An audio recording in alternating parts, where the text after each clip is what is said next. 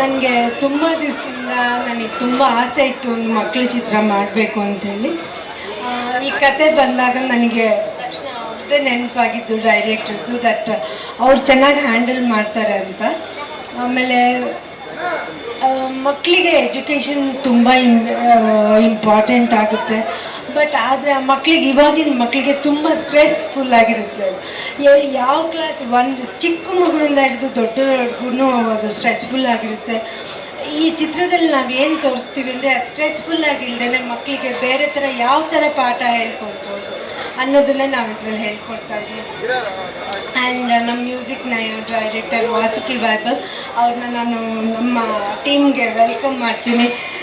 So he's new and he's young. ಮಕ್ಕಳು ಚಿತ್ರಕ್ಕೆ ಅವ್ರು ಚೆನ್ನಾಗಿರ್ತಾರೆ ಅಂತ ಅನಿಸುತ್ತೆ.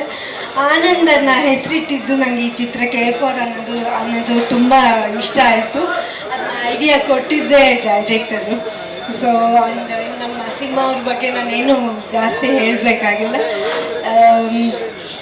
ಈ ಚಿತ್ರದಿಂದ ತಂದೆ ತಾಯಿ ಆ ಚಿತ್ರ ನೋಡಿ ಈ ಮಕ್ಕಳಿಗೆ ಹೆಂಗೆ ಓದಿಸ್ಬೇಕು ಅನ್ನೋದು ತಿಳ್ಕೊಳ್ತಾರೆ, ಹೆಂಗೆ ಬಿಹೇವ್ ಮಾಡಬೇಕನ್ನೋದು ತಿಳ್ಕೊಳ್ಳಿ ಅಂತ ನನ್ನ ಆಸೆ.